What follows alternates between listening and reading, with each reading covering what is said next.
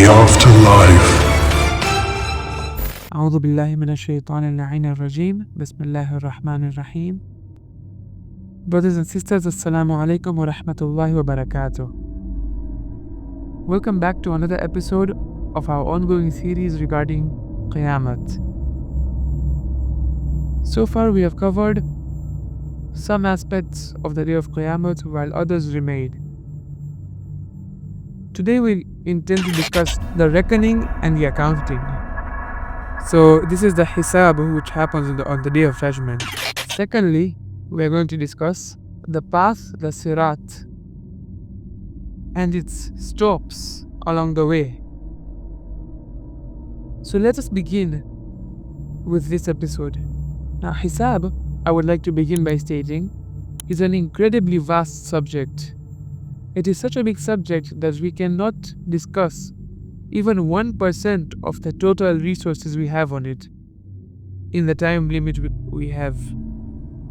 Now, I will, however, outline certain aspects which are emphasized upon in certain books. So to begin with, what is Hisab? Hisab, now, as the term suggests, is reckoning and accounting of your deeds in this context.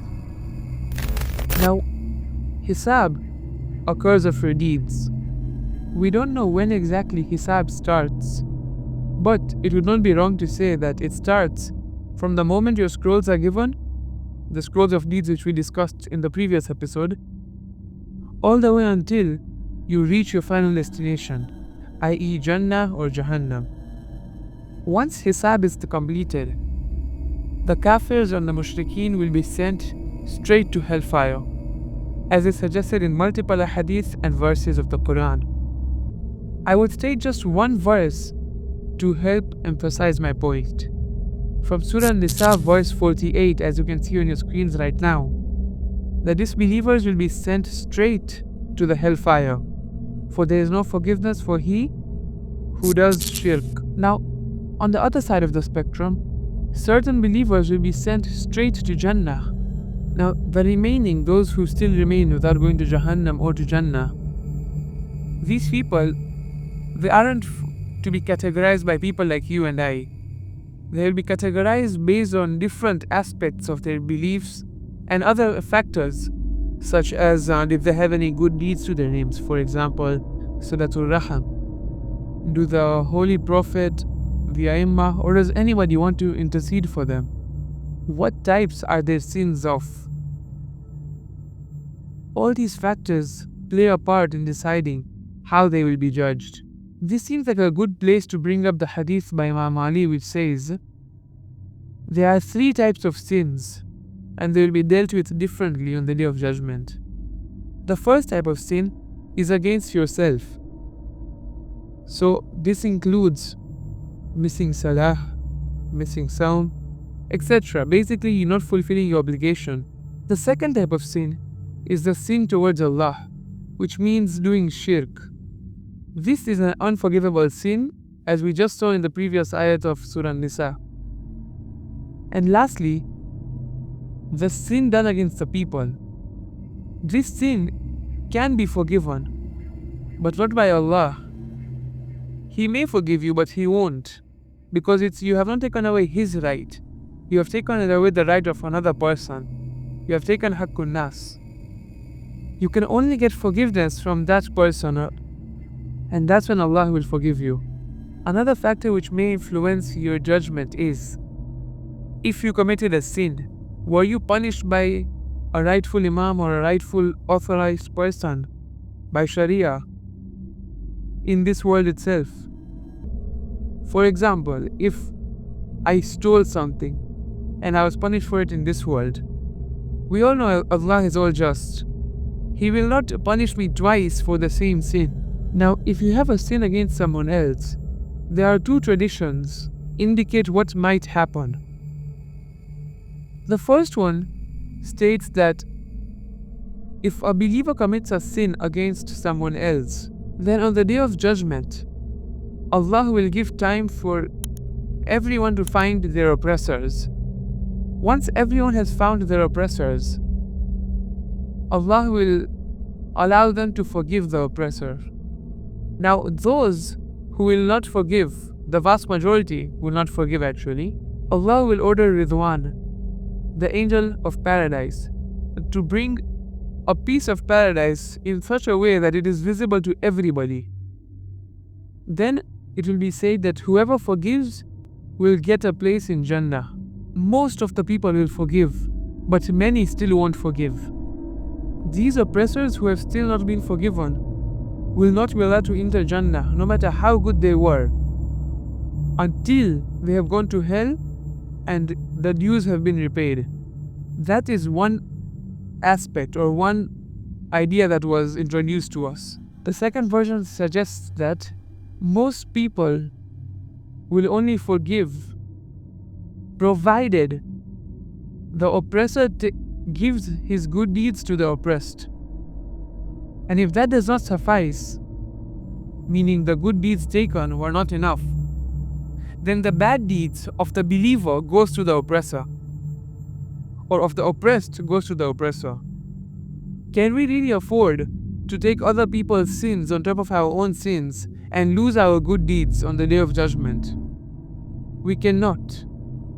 It is important to note at this juncture that it is not only big injustices such as forced colonialism which count. Even small injustices such as stealing do count in this aspect. Now, it is everyone's right to be treated with justice.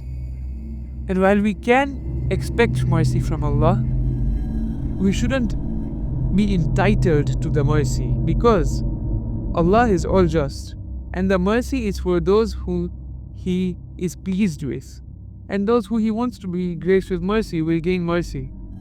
Now, some unbelievers or some disbelievers who have done multiple good deeds in this world, maybe the good deeds they had done in this world were not compensated enough in this world.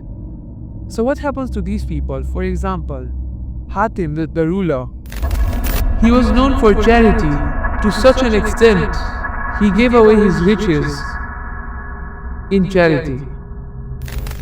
It is stated that for people like him, they will be rewarded in the sense that their punishment will be reduced. They cannot go to Jannah because they were kafirs. And as we mentioned, there is no forgiveness for the disbelievers, meaning that they cannot go to Jannah. However, they will be reduced in punishment to such a way that they will feel very lightly their punishments. Now, this brings us to another conclusion. The second conclusion here is, a believer is destined to go to Jannah. Now the question is, does he go to Jannah straight away, or does he have to go through hell and then go to Jannah?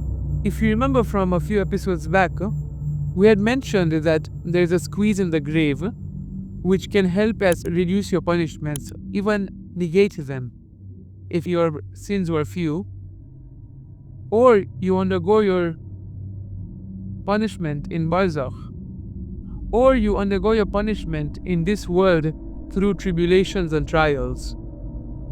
If these do not suffice as your punishment, that person will go to hell until the time where his sins have been compensated with their punishments, and then the believer goes to Jannah.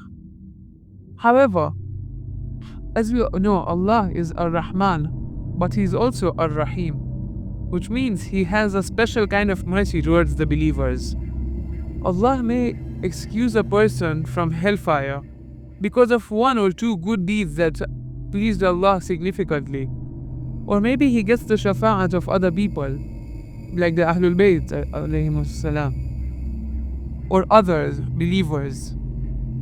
In these cases, Allah will forgive the person. Now, it is important to note here that this doesn't mean that we rely solely on intercession. It's not like we commit bad deeds in this world continuously and hope to get shafa'at from Imam Ali alayhi salam on the Day of Judgment. Imam Ali alayhi salam has stated that some believers will not get our intercession for 300,000 years. Imagine being in the fire of hell for 300,000 years.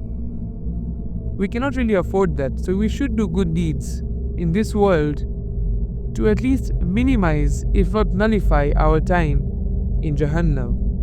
Now this Hisab which we were talking about, the accounting, there are two different versions of what will be accounted for. Number one is that you won't be accounted for things you use in a halal way. So for example, if I use some money in a halal way for giving charity, for example, it will not be accounted for. Now the second hadith states that in the lawful things of the world is reckoning, which is hisab, and the unlawful things of the world is punishment. How do you reconcile these two hadiths? Well, maybe the first type refers to the believers, where they will be questioned only about the things they use unlawfully, while for the disbelievers, they will be questioned for both what they use lawfully and unlawfully. This commentary and piece of work can be found in Allama Majlisi radiallahu anhum's works. Maybe you won't be questioned about your necessities like food, shelter, spouse, water usage, for example, while those things which you hoarded like wealth in forms of money, land, that is in excess of your needs, and in Sharia terms is considered hoarding, these things will be accounted for as unlawful, perhaps. Now, once an atheist came to Imam Ali asking him about why different verses of the Holy Quran speak of Qiyamah in different ways. He thought it's in a contradictory form. Imam Ali clarified that these different verses speak of different times of the Day of Judgment.